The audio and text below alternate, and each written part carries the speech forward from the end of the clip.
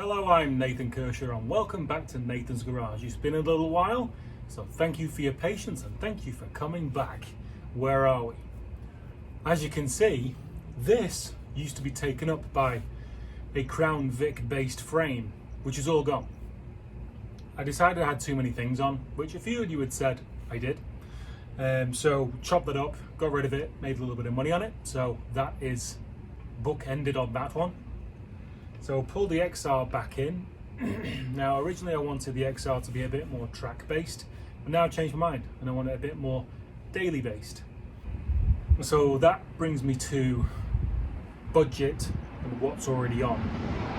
So I have compression struts on, which has removed the front sway bar, which makes it handle with the standard front suspension like a ship in a storm.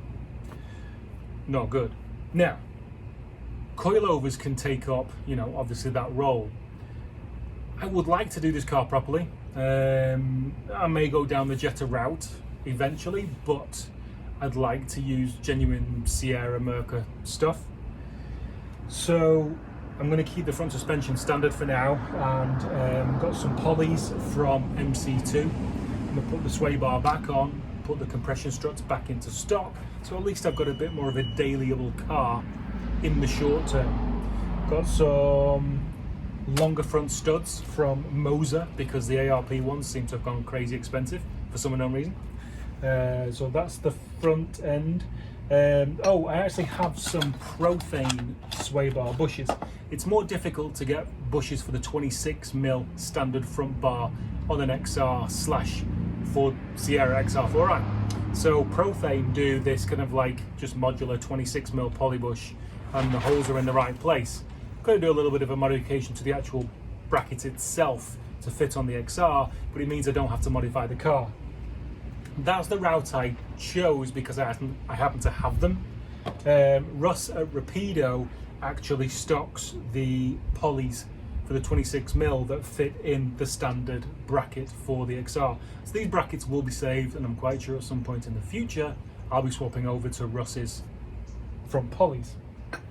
With the XR, so I changed over to LEDs, and what I'm getting is a lot of back feeding through. If I put my one turn signal on, the other one flashes as well, and apparently the reason for that is the warning that my flasher is on is only one light on the dash.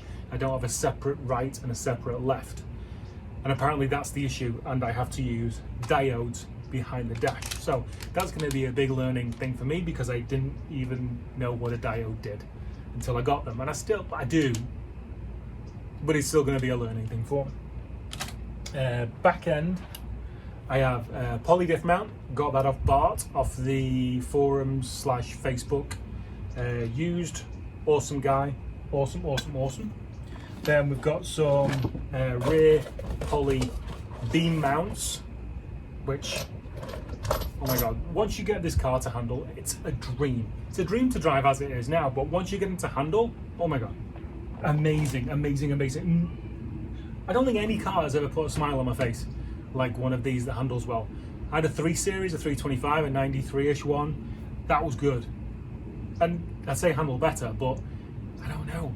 Just these things just put a smile on your face. Don't know what it is. Got some used rear arm polys from Tim Roman, again on the forum / Facebook. Anything else? And that is it. Obviously you guys have seen that I do the Mercury Tracer front bumper swap. I actually picked up another one of these which hasn't got all the crash damage on this side, so what that's going to allow me to do is build a slightly stronger chin to this bumper, use this as an experiment, and then I can swap over to the good one and not make a pig's ear of it, which I do every now and then.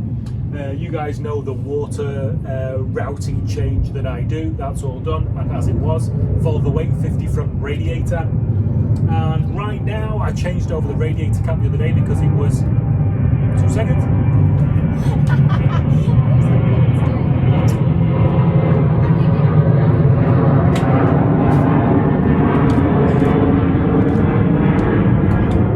And we're back. So in running the car up, I was getting the overflow of the overflow coolant tank was filling up.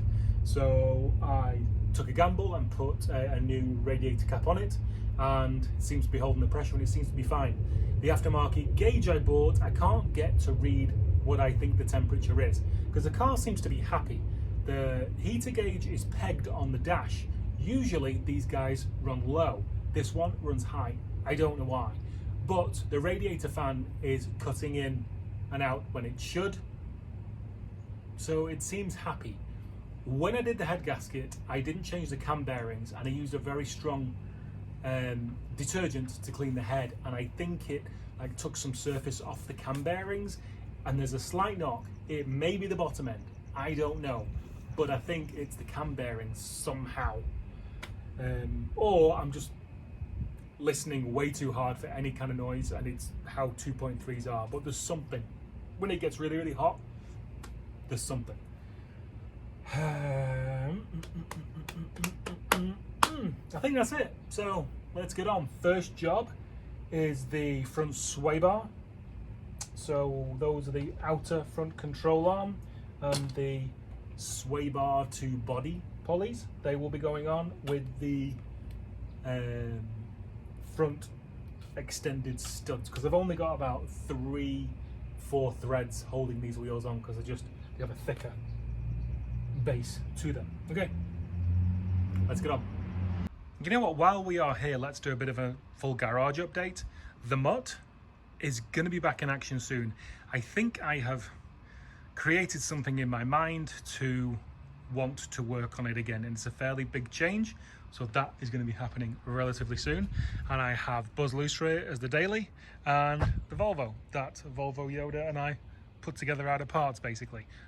That's for sale, and that's for sale, because I just have too many cars and I can't deal with this many things. That is so much fun to drive. Unfortunately, a little bit of play in the turbo shaft, so when you really get on it, I think one of the compressor wheels, exhaust wheels, whatever they're called, is having an ever so slight light conversation with the housing. But 99% of the time, just normal driving, it's awesome and so much fun. Right, now we can get on. One thing that I am very proud of is my little R2D2 fan on the little dolly down there. Invaluable, because it's damn hot right now.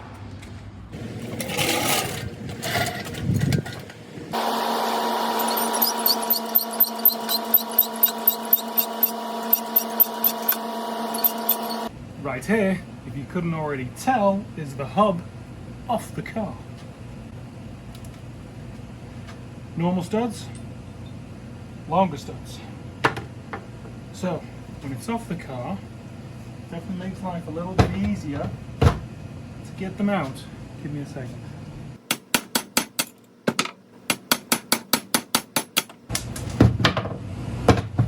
And you know what refitting the new ones is?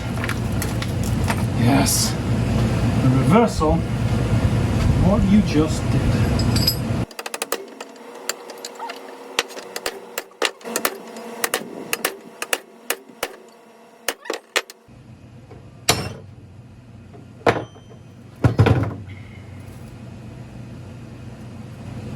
Lovely.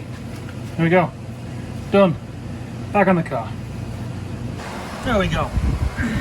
Compression struts out, extended studs in, everything else timed up on both sides, and compression struts out. So we have sway bar waiting. Now, when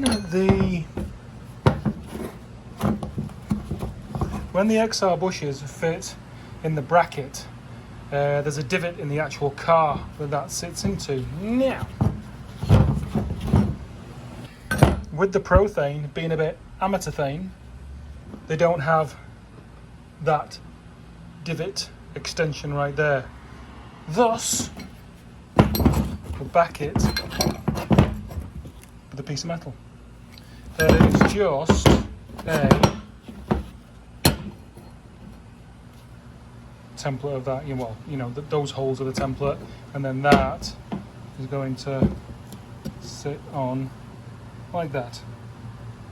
Well, there we go. Not bad for a few hours. So Arms have been ratcheted back in so I could fit the sway bar. So obviously those the poly bushes are in. The long wheel studs are in, and then we're in on that side as well, including wheel studs. So that's that. Strengthening bars down there. This is all going to stay as it is tonight. And then chilling in the exterior spray booth is the backing plates. Now you may be asking yourself, why did I pick grey? No, it wasn't because it was on the shelf and it's a paint and primer, so it's quicker, and I'm not into paint. It's because I think Battleship Grey is sexy, obviously. But you guys. Welcome back, ladies and gentlemen, boys and girls, to day 2. So this is how the setup is going to work for the sway bar, as that doesn't have the divot to go into the body. We're flat paneling it with our racing grey blanking panels. Let's get on. Right, that bar not being on is very telling in how I feel about this. So, everything's on, and for all intents and purposes, it works okay. Now, what happens is, so the bush itself sits down in that direction, so pushing this bar down. What that does is pushes the front arm back, which pushes the wheel back in the wheel arch, which I think is a decrease in caster, which I don't think is good.